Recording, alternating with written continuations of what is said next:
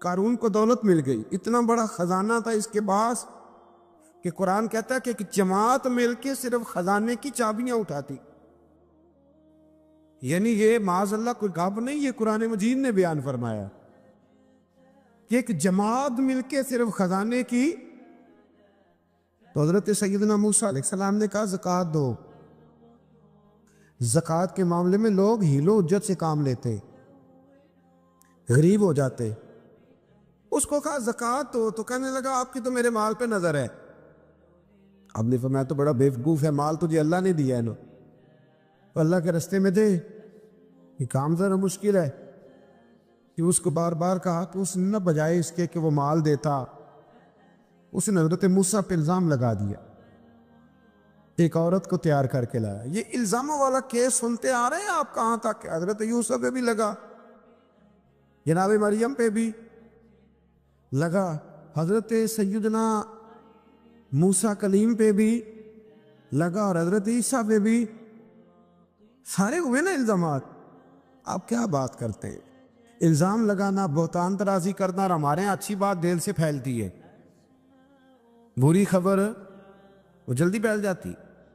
ایک عورت کو تیار کر کے لایا معاذ اللہ تعالیٰ حضرت موسیٰ پر الزام لگانے کے لیے، اور جب وہ بی بی آپ کے سامنے لا کے کھڑی کی تو حضرت موسیٰ نے جلال فرمایا تجھے قسم ہے اللہ کی عزت کی، سچ سچ بتا معاملہ کیا ہے. تو وہ خاتون کانپنے لگی، کہنے لگی میں موسیٰ کلیم کے سامنے کیسے کھڑی ہو سکتی؟ مجھے تو اس نے پیسے دے کے تیار کیا، مجھے اس نے مجھے پیسے دے کے تیار کیا، اور بڑی اس نے مجھے تکلیف دی ہے. یہ جب کہا تو حضرت موسیٰ علیہ السلام رونے لگے کہ تو سارا کچھ کرتا پر میری سفید چادر پہ داغ تو نہ لگانے کی کوشش کر. آپ رونے لگے. آپ یقین کریں لوگ تکلیف دیتے ہیں بعضوں کا، ایسی بات کرتے ہیں جس کا کوئی وجود نہیں ہوتا. تو یہ کچھ لوگ کر دیتے ہیں لیکن وہ سمجھتے نہیں. کہتے ہیں آپ حوصلہ کریں، آپ درویش ہیں. حضرت موسیٰ سے بڑا درویش کون ہوگا؟ کلیم تھے نا اللہ کے، بڑا جگرا ہے نا. لیکن رو پڑے، کہنے لگے تجھے ایسا نہیں کرنا چاہیے. کہنے لگے اللہ اب اسے سزا دے.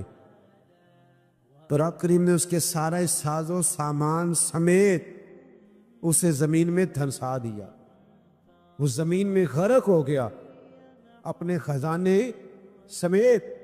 امام اعظم ابو حنیفہ رحمۃ اللہ تعالی علیہ کچھ لوگ حسد کرنے لگے تو ایک عورت ایک دفعہ آ گئی، کہنے لگی کوئی مسئلہ پوچھنا ہے. یہ بڑا کٹھن سا معاملہ ہوتا ہے، جو آدمی جو کام کر رہا ہوتا ہے وہی روپ دھار لیتے. مسئلہ کچھ نہیں، اندر آئی تو باہر سے شور ہو گیا.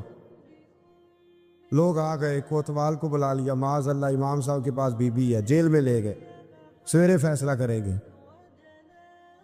رات کو ساری رات امام اعظم نے نماز پڑھی، ساری رات، اور کہنے لگے اے اللہ اب تو میں بوڑھا ہو گیا، اس حال میں اب ان سوالوں کا جواب دوں گا.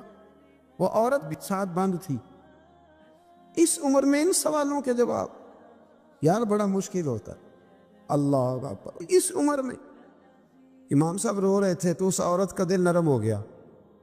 امام صاحب سے کہنے لگی مجھے غلطی ہو گئی، میں نے پیسے کسی سے پکڑ لیے تھے. حضور آپ تو اللہ کے نیک بندے. امام صاحب کہنے لگے اب ایک نیکی کر، کوتوال سے کہہ کہ مجھے کوئی تکلیف ہے تو میں دوا کھا کے واپس آ جاؤں گا. تو وہ کوتوال تو پہلے ملا ہوا تھا، اس نے اس کو کہا کہ مجھے کوئی تکلیف ہے میں گھر جاتی ہوں، دوا کھا کے واپس. امام صاحب نے سمجھا دیا. وہ گئی تو جو برقع اس نے پہنا ہوا تھا نا، نقاب ساری عورتیں، وہ جا کے اس نے امام صاحب کی بیوی کو دیا. امام صاحب نے اس کو سمجھا کے بھیجا تھا. وہ برقع گھر لے گئی اور جا کے زوجہ کو ساری بات سنائی. وہ دوائی کھانے گھر چلی گئی اور زوجہ برقع پہن کے تھانے آ گئی. سویرے قاضی کے سامنے بھیج ہوئے تو کہنے لگا جی آپ اتنے بزرگ ہو کے عالم ہو کے بیوی کے ساتھ اکیلے. فرمایا میری بیوی ہے تو میں نے اکیلے ہی ہونا تھا اس کے ساتھ، اور کس نے ہونا تھا؟ جناب آپ کی بیوی. فرمایا بلاؤ میرے سسر کو، اور بلاؤ محلے کی 10-12 عورتوں کو بھی دیکھ لے. انہوں نے دیکھا تو امام صاحب کی بیوی نکل آئی. وہ جتنے تھے نا الزام لگانے والے وہ اب غور سے دیکھ رہے تھے. تو ایک کہنے لگا امام صاحب سے یہ کیا ہوا؟ فرمایا قرآن ہے وَتُعِزُّ مَن تَشَاءُ وَتُذِلُّ مَن تَشَاءُ. یہ قرآن ہے. ہونا کیا تھا؟ رب نے اپنا وعدہ سچا کر کے دکھایا ہے. تو اس نے بھی الزام لگایا، پھر سزا یہ ملی کہ وہ ہمیشہ کے لیے زمین میں دھنستا۔ دولت کون دیتا ہے؟ اللہ دیتا ہے نا، تو اگر اللہ کہے تھوڑی سی واپس بھی کرو، بندیاں دے خرچے بات جانتے تھے، تھوڑی سی واپس مانگ لے تو ہاتھ تنگ ہو جاتا ہے۔ کہ خاتون نے ایک دفعہ مجھے پیغام دیا تو میں بڑی اس کی بات سن کے مجھے عجیب لگا۔ وہ کہنے لگی کہ دوسری جگہ میری شادی ہوئی ہے، مجھے طلاق ہو گئی تھی، تو مجھے ایک تانا روز سننے کو ملتا ہے، تو اتنی اچھی ہوتی تو وہاں نہ رہ لیتی۔ تو بھئی یہ کوئی تانے والی بات ہے؟ کوئی ضروری ہے کہ بیوی غلط ہوتی ہے تو طلاق ہوتی ہے؟ اللہ کے محبوب علیہ السلام کی 2 صاحبزادیوں کو ابو لہب کے 2 بیٹوں نے طلاق بھیج دی تھی، کس کی غلطی تھی؟ تو آپ کیا کہہ سکتے ہیں یہاں کیوں طلاق؟ تو اتنی جلدی بات تھوڑی کر دیں گے آپ، تھوڑی احتیاط فرمائیں بولنے۔ حضرت عبداللہ ابن عباس فرماتے ہیں میرے نبی پاک علیہ السلام نے میری تربیت فرمائی، اور محبوب پاک علیہ السلام نے فرمایا عبداللہ یاد رکھنا، یہ نوجوان دوست میری بات لکھ لیں، پریشان لوگ میری بات لکھ لیں، جن کے پاس قوت فیصلہ نہیں وہ اس بات کو لکھ لیں۔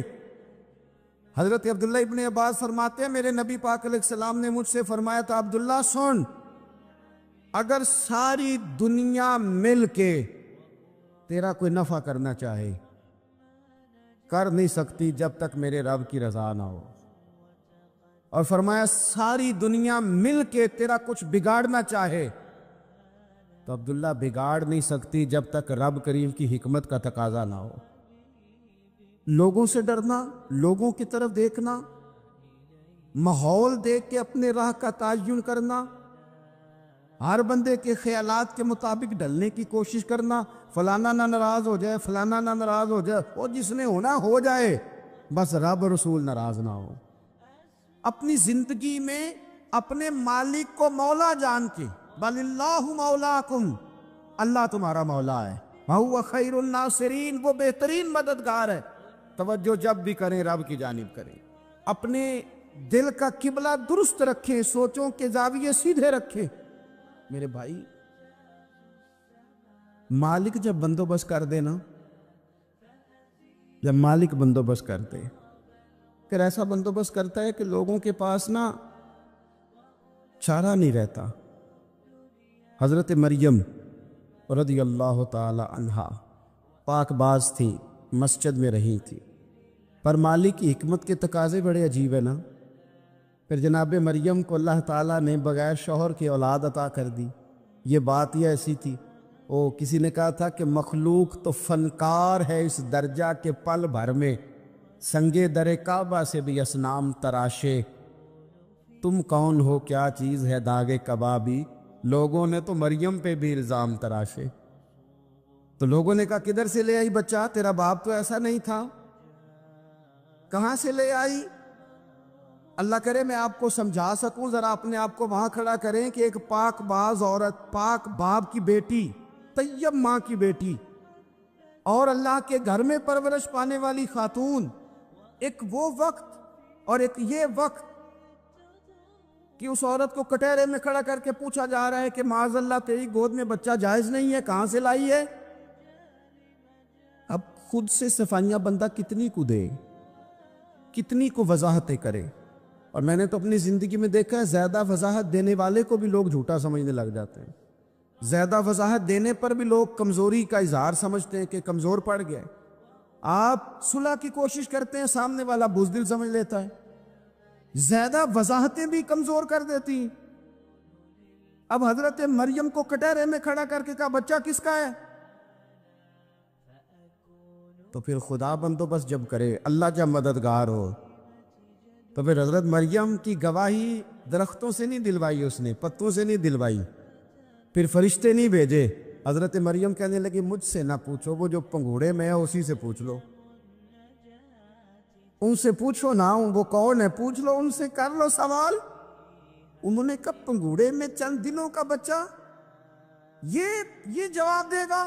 مددگار تھا رب،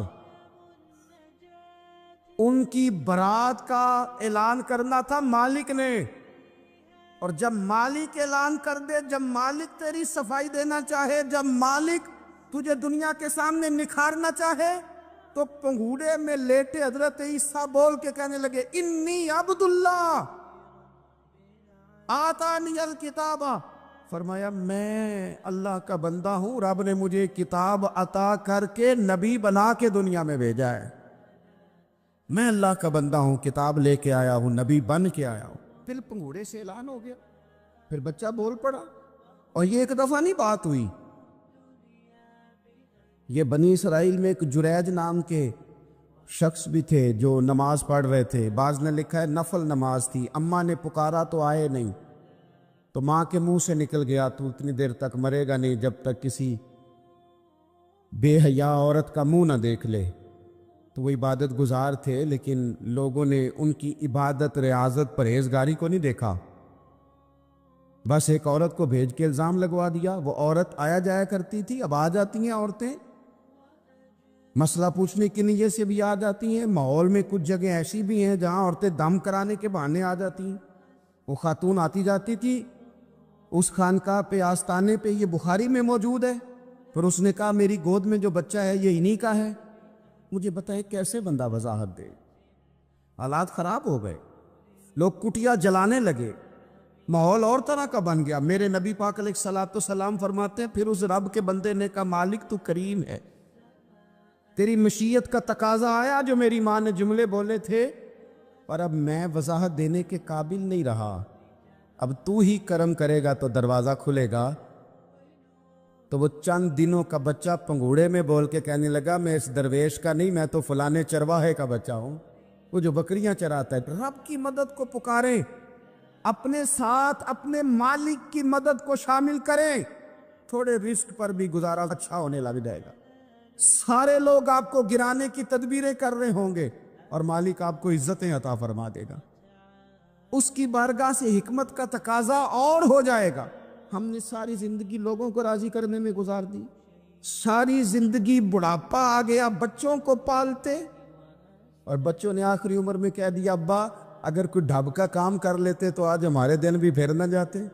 ساری زندگی گزار دی بہن بھائیوں کو راضی کرنے میں، ساری زندگی گزار دی ذمہ داریاں اٹھانے میں، ان کو 99 دفعہ دیا، ایک دفعہ نہیں دیا تو انہوں نے کہہ دیا تو نے تو کبھی دیا ہی نہیں، تو تھا ہی نہیں۔ ساری زندگی محلے داروں، علاقے والوں کو راضی کرنے میں گزار دی۔ اور میں نے ایسے لوگ بھی دیکھے دین کے لیے وقت گزارا، لیکن جب بڑھاپے میں دانت کام نہ کرتے تھے تو وقت کے مفتیوں کو بھی مسجدوں کی کمیٹیوں نے کہہ دیا اب آپ کی سمجھ نہیں آتی، ہم نے خطیب کو یور رکھنا ہے، نہ دیکھو دنیا کی طرف، دنیا رلا دیتی ہے، نہ راضی کرو بندوں کو، بندے تھکا دیتے، نہ پیچھے بھاگو ہر وقت دنیا داروں کے، یہ انسان کو کمزور کر دیتے ہیں۔ وہ تو کریم ہی بڑا ہے، 2 آنسو زمین پر بعد میں گرتے ہیں، بندے کے گناہ سارے پہلے معاف فرما دیتا ہے۔ اللہ کی مدد کا حصول، اپنے مالک کی مدد کی طرف بڑھنا، آپ کو بدر کی جنگ بھی یہی درس دے گی، آپ کو احد کا میدان بھی یہی سبق دے گا، فتح مکہ بھی یہی سبق دے گا۔ میرے دوستو جب رب مدد فرمائے، جب اللہ مددگار بنے، دوستوں سے ایک بات اکثر کرتا ہوں، میں کہتا ہوں کہ جتنے درد سے آپ امیر کو اپنی کہانی سناتے ہیں نا، اور جس طرح آپ کے آنسو بات کرنے سے پہلے گر جاتے ہیں کہ غریب ہیں، بچیاں ہیں، کاروبار نہیں، او میرے سنگیو،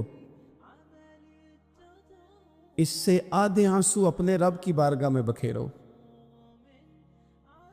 اس کے حضور عرض گزار ہو جاؤ، اس سے طلب کرو۔ ایک وقت انسان پر زندگی میں ایسا آتا ہے کہ اسے یوں محسوس ہوتا ہے کہ میرا سایہ بھی ذرا سا پیچھے ہٹ گیا ہے، اسے یوں لگتا ہے کہ میں کسی سہارے پہ ہاتھ ڈالتا ہوں تو وہ بھاگ جاتا ہے مجھ سے، لیکن مالک کی بارگاہ ایسی عظیم بارگاہ ہے، رب رسول کے آستانے اتنے بڑے ہیں کہ آپ جب وہاں کشکول طلب دراز کرتے ہیں تو جھولی پھیلانے میں دیر لگتی ہے، ان کو بھرنے میں تو کوئی دیر نہیں لگتی۔ ہم نے اپنا سوچ کا قبلہ ہی دنیا کو بنا لیا ہے، یہ جو اللہ والوں کی مدد ہے یہ تو ہے نہیں، اللہ ہی کی مدد ہے۔ لیکن یہ جو سیٹھوں کی طرف توجہ کرنا، نوابوں کی طرف توجہ کرنا، دنیا داروں کی طرف توجہ کرنا اور اپنا مزاج اس طرح کا بنا لینا، یارو گردن کو جھکا دیتا ہے خیرات کا پتھر، جہاں میں مانگنے والوں کے سر کبھی اونچے نہیں ہوتے۔ اور اقبال کہتے ہیں غیرت ہے بڑی چیز جہان تگ و دو میں، پہناتی ہے یہ فقر کو تاج سردارا۔ میں عرض کروں گا کہ اپنی آپ جب توجہ کا قبلہ اللہ رسول کو بنائیں گے تو رب فرماتے وَيَرْزُقْهُ مِنْ حَيْثُ لَا يَحْتَسِبُ، میں نہ تجھے وہاں سے رزق دوں گا جہاں سے کبھی تیرا گمان بھی نہیں کیا ہوگا، یہاں سے بھی مل سکتا ہے، تو نے سوچا بھی نہیں ہوگا۔ بخاری شریف میں حدیث ہے، حضرت جابر ابن عبداللہ فرماتے ہیں نبی پاک صلی اللہ علیہ وسلم نے 300 لوگوں کا ایک لشکر روانہ کیا کسی مہم کے لیے، کسی جہاد کے لیے۔ حضرت ابو عبیدہ بن جراح رضی اللہ تعالیٰ عنہ امیر لشکر تھے۔ فرماتے غربت اتنی زیادہ تھی، بھوک اتنی زیادہ تھی کہ ایک ایک کھجور دن میں ایک وقت کھانے کو ملتی تھی، اور کچھ دن ایسے آئے کہ اب کھجور بھی نہیں مل رہی۔ فرماتے اتنی زیادہ بھوک لگی مجاہدین کو 300 بندہ پتے کھا کے گزارا ہونے لگے۔ یہ بخاری میں موجود ہے۔ آپ فرماتے کہ دریا کے کنارے ہمارا پڑاؤ تھا، ٹھہراؤ تھا، جب بھوک سے نڈھال ہو گئے نا وَيَرْزُقْهُ مِنْ حَيْثُ لَا يَحْتَسِبُ، اللہ وہاں سے روزی دیتا ہے، گمان بھی نہیں ہوتا۔ فرماتے ہیں ایک مچھلی اللہ تعالیٰ نے دریا کے کنارے بھیجی، فرماتے ہیں وہ تھی تو مچھلی پر پہاڑ جتنی تھی۔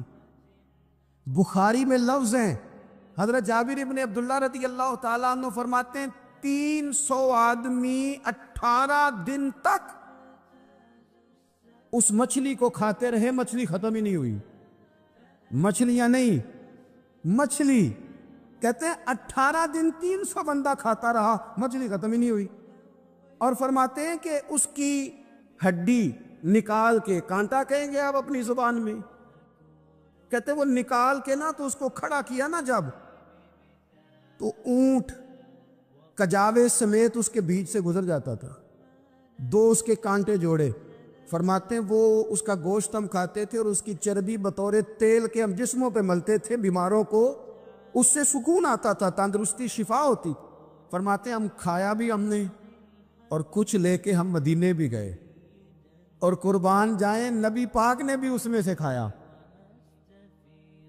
ہم نے عرض کی حضور یہ معمہ کیا ہے، یہ ماجرا کیا ہے؟ تو محبوب نے فرمایا تمہارے پاس غذا نہیں تھی، رب نے تمہارے لیے بندوبست کیا ہے، اللہ نے تمہیں دیا ہے۔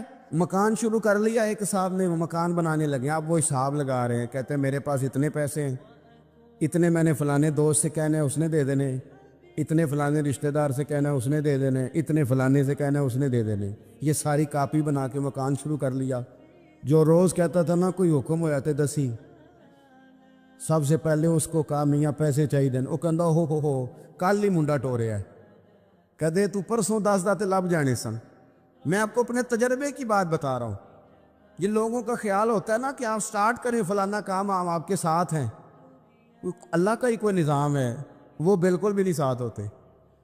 لیکن ایسا نہیں ہے کہ کوئی ساتھ نہیں ہوتا، اللہ تعالیٰ بڑے اسباب پیدا کرتا ہے، وہاں سے دیتا ہے جہاں سے گمان بھی ہمارا یہ ذہن بن جاتا ہے، ہم ساری اپنے حساب سے چلتے ہیں، اتنے رشتہ داروں سے، اتنے کون آپ کے ساتھ چلے گا، سوال ہی نہیں پیدا ہوتا۔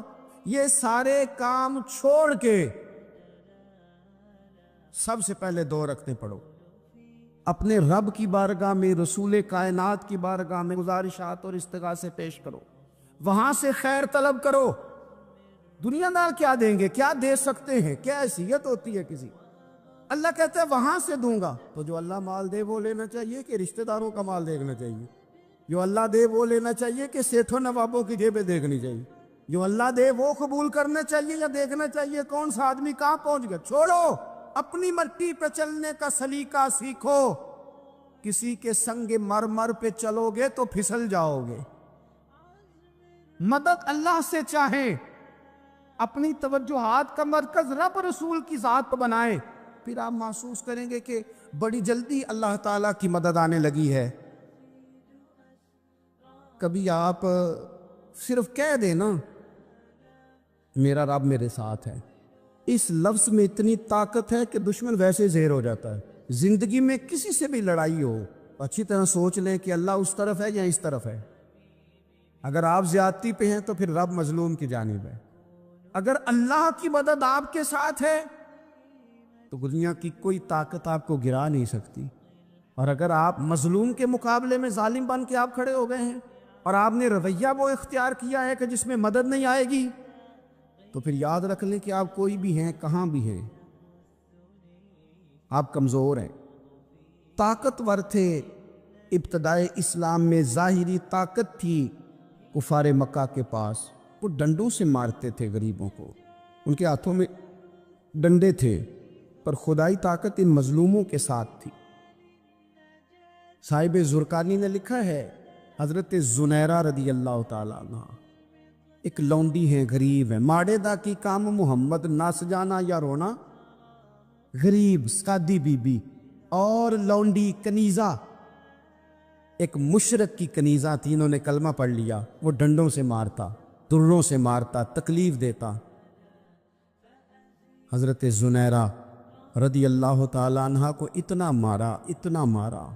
اب آپ ایک اور پہلو پر بھی غور کریں، مار بھی پڑ رہی ہے پر خدا ادھر ہی ہے، اللہ کی مدد ادھر ہی ہے۔ رب کہتا ہے کہ پہلے تو صبر کرنا، ان اللہ مع الصابرین، تو صبر کرے گا تو پھر رب کی معیت ملے گی، ذرا ٹھہرنا، تو تھوڑا ڈٹنا۔ ان الذین قالوا ربنا اللہ ثم استقاموا تتنزل علیہم الملائکہ، تو کہے اللہ میرا رب ہے، پھر تو پہلے ڈٹ، پہلے تو نے ڈٹنا ہے۔ ثم استقاموا، جو ڈٹ گیا، تتنزل علیہم الملائکہ، ڈٹنے والے کے لیے مدد آتی، پہلے تھوڑا ٹھہرنا پڑتا ہے، پہلے تھوڑا صبر کرنا پڑتا ہے، حوصلہ کرنا پڑتا، اس کے بعد مدد آتی۔ مار پڑ رہی ہے، مارا جا رہا ہے، حضرت زنیرہ کو ان کا مالک جو ہے ظاہری آقا وہ مار رہا ہے، یہ کنیزہ ہے، اتنا مارا، اتنا مارا، ان کی بینائی چلی گئی، نظر آنا بند ہو گیا۔ ابو جہل آیا اور کہنے لگا زنیرہ دیکھا نا ہمارے بت تیری آنکھیں لے گئے، معاذ اللہ، لات و منات ہمارے بتوں نے تجھے اندھا کر دیا۔ اب ایسا نہیں ہے کہ بی بی روتی جا رہی ہے، روتی جا رہی ہے، مایوسی مایوسی، معاذ اللہ، پریشانی، غریبی بڑی ہے، پوچھنے والا کوئی نہیں، یہ باتیں نہیں۔ کیا جملے ہیں خاتون کے، کیا لفظ ہیں۔ ابو جال نے تنزیہ کہا، معاذ اللہ، کہنے لگا دیکھا نا ہمارے بتوں نے تجھے اندھا کر دیا۔ تو جناب زنیرہ آنکھوں کی بینائی گئی ہے، رات کو گئی ہے، دکھ ابھی تازہ ہے، لیکن اللہ پہ جو توکل ہے، اپنے مالک سے جو رشتہ ہے، وہ اتنا مضبوط ہے، اتنا طاقتور ہے، اس میں اتنی گہرائی ہے کہ حضرت زنیرہ بول کے نا اتنی قوت سے بولی، اتنی طاقت سے بولی کہ پورے کفر پر لرزہ طاری ہو گیا۔ فرمانے لگی تمہارے پتوں کی کیا اوقات ہے کہ وہ میری بینائی لے جائیں، یہ میری رب کی حکمت کا تقاضا ہے۔ جب تک اس نے چاہا زنیرہ دیکھتی رہی، اور جب اس نے چاہا زنیرہ کی آنکھوں کی بینائی چلی گئی، اور اگر وہ چاہے گا نا تو بینائی واپس بھی کر دے گا۔ اگر ہو ذوق یقین پیدا تو کٹ جاتی ہیں زنجیریں، اگر وہ چاہے گا تو بینائی آ بھی جائے گی۔ حضرت زنیرہ نے رات کو یہ لفظ کہے، ابو جال اور سارے کفار ڈر کے سن کے چلے گئے، آپ اطمینان سے آ کے بستر پہ سوئی۔ جب سویرے اٹھی تو اللہ نے آنکھوں کی روشنی واپس کر دی تھی، آنکھوں کی۔ اب چھڑی پکڑی ہے، بازاروں میں گھومتی ہے، کہتی ہیں بلاؤ کدھر ہے تمہارے لات و منات، دیکھو میرے رب نے روشنی واپس کر دی۔ آ کر میرے ساتھ ادھر آ، ستمگر ہنر آزمائے، تو تیر آزما ہم جگر آزمائے۔ بیمار لوگوں یاد رکھو، کہہ دیا ڈاکٹر نے کہ تو بڑا بیمار ہے، تو بڑا کمزور ہے، یہ ہو گیا وہ ہو گیا، تو ڈاکٹر اپنے علم کے مطابق بات کر رہا ہے، ہوگا تو وہ جو میرا رب چاہے گا۔ کمزور ہو جانا، پریشان ہو جانا، تکلیف میں آ جانا، پتہ نہیں بات ہو گئی ہے تو جانے کیا ہو جائے گا۔ اپنی زندگی کے اندر اپنے رب سے رشتہ مضبوط کرے، رسول کائنات سے رشتہ مضبوط کرے، اللہ والوں سے رشتہ مضبوط کرے۔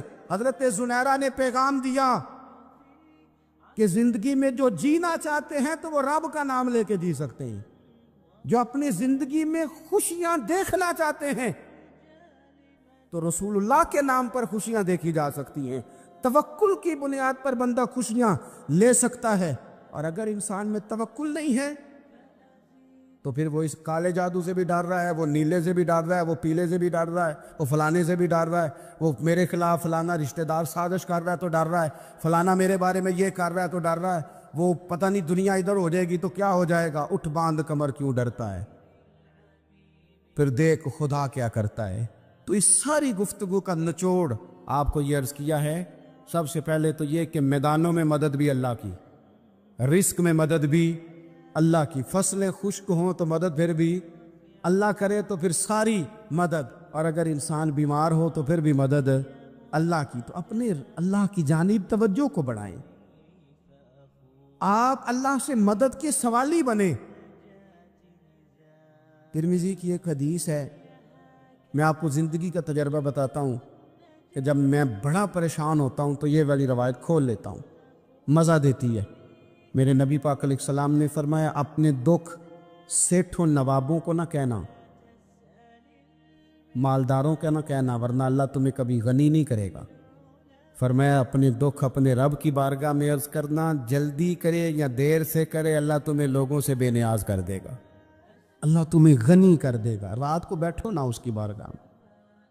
امام غزالی سے کسی نے پوچھا تھا, امام غزالی سے, کہ حضور اللہ کا بندے سے راضی ہونا کمال ہے یا بندے کا اللہ سے راضی ہونا کمال ہے؟ تو امام غزالی مسکرائے, فرمانے لگے رب تو بڑا ہی مہربان ہے, وہ تو بڑی جلدی راضی ہو جاتا ہے. وہ تو مسجد میں آ کے توبہ کرے تو اللہ راضی, کسی یتیم کے سر پہ ہاتھ پھیرو تو اللہ راضی, وہ تو کسی اندھے کو رستہ دکھایا تو اللہ راضی ہو گیا, وہ تو طوائف نے کتے کو پانی پلایا تو اللہ. امام صاحب فرمانے لگے یہ بندہ ہے جو اللہ سے راضی نہیں ہوتا. جس کے پاس اولاد نہیں وہ کہتا ہے چلو ایک بیٹی مل جائے تو میں راضی ہوں, بیٹی مل گئی تو کہتا اب ایک بیٹا بھی ملے تو پھر راضی ہوں, پھر کہتا ہے یہ دونوں اچھی تعلیم حاصل کر لے تو پھر میں راضی ہوں, پھر کہتا ہے یہ بہت زیادہ پیسے کمائے تو پھر میں راضی ہوں.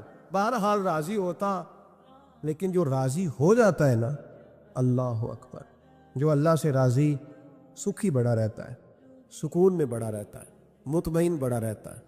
جو سمجھ لیتا ہے نا کہ جو میرے رب نے بہتر سمجھا وہ میرے اللہ نے مجھے. میں کبھی کبھی سوچتا ہوں کہ یار حضرت بلال حبشی نے کوئی عہدہ نہیں مانگا ساری زندگی, انہوں نے نہیں کہا مجھے بھی ایک صوبے کا گورنر بناؤ میری بھی خدمات ہے, مجھے بھی وزیر خزانہ بناؤ میرا بھی کچھ بنتا ہے. ایک دفعہ نہیں کہا سیدنا بلال حبشی رضی اللہ تعالیٰ عنہ نے کہ میری بھی کوئی ڈیوٹی ایسی ہونی چاہیے کہ مجھے چلو سپہ سالار ہی بنا دیا جائے. ساری زندگی مسجد میں جھاڑو دیا تو اسی پہ راضی رہے, ساری زندگی محبوب کے مہمانوں کا لنگر پکایا تو اسی پہ راضی رہے, ساری زندگی میرے محبوب علیہ السلام کے بچوں کی نوکری کی تو اسی پہ راضی رہے, راضی بالرضا رہے. حضرت سیدنا موسیٰ علیہ السلام نے عرض کی کوہ طور پہ جا کے, مولا میری قوم پوچھتی ہے کہ کوئی ایسا کام بتا جو ہم کریں تو ہم سے راضی ہو جائے. حضرت موسیٰ کی قوم کا خیال تھا کہ تہجد کا حکم آئے گا تو پڑھیں گے, صدقات کا حکم آئے گا تو دیں گے, جہاد کی بات ہوگی تو کریں گے. کچھ جو نیک لوگ تھے ان میں سے انہوں نے یہ پیغام دیا کہ مالک ہمیں بتائے کہ وہ کس کام پہ راضی ہوتا ہے, ہم وہ کام کریں تاکہ اللہ ہم سے راضی ہو جائے. حضرت موسیٰ کلیم کہتے میں نے عرض کی مولا میری قوم پوچھتی ہے کہ کون سا ایسا کام کریں کہ تو راضی ہو جائے. تو رب کریم نے ارشاد فرمایا, موسیٰ کہتے میرا خیال تھا کوئی لسٹ ملے گی, لیکن مالک نے ایک جملہ کہا, ایک جملہ, اور تفسیروں کے دریا بہا دیے. عرش کے مالک نے فرمایا موسیٰ ان سے کہو جا کے کہ وہ مجھ سے راضی ہو جائے, میں ان سے راضی ہو جاؤں گا, مجھ سے راضی ہو جائے. بندے اللہ سے راضی ہی نہیں راضی ہوتے, اللہ کی رضا پہ راضی رہیں, مالک کے فیصلوں میں اپنے دل میں کوئی بوجھ محسوس نہ کریں, اپنی زندگی اللہ کے فیصلوں. دیکھیں نا, جو ماں باپ اللہ نے بڑے اچھے سمجھے وہ ہمارے لیے پسند کی, وہ اللہ نے ہمارے لیے جو اس نے ہمارے حق میں بڑے, جو بہن بھائی, اللہ کرے آپ کو سمجھ آئے, جو بہن بھائی اس نے ہمارے حق میں بڑے اچھے سمجھے وہی بہن بھائی اس نے ہمیں عطا کیے. جس بیوی کو اس نے ہمارے گھر کے گلشن میں بہتر سمجھا اس کو لا کے اس نے ہمارے آنگن میں بٹھایا, اور جو اولاد اس نے ہمارے لیے باعث افتخار سمجھی وہ اولاد اس نے ہمیں عطا فرمائی۔ حضرت نوح علیہ السلام کا بیٹا کافر ہو گیا، پر کسی جگہ انہوں نے شکوہ نہیں کیا کہ مالک یہ کافر کیوں ہوا۔ اللہ کے قبضے میں ہے نا دل، پھیر سکتا ہے نا، مقلب القلوب ہے، لیکن حضرت نوح نے دعا اللہ کی رضا پر راضی رہے، سمجھو کہ میرے حق میں جو بہتر تھا مالک نے وہ چیز مجھے عطا کر دی۔ ہم یہ سوچتے ہی نہیں کہ ہمیں نہیں پتا ہمارے حق میں بہتر کیا ہے، ہمارے رب کو پتا ہے۔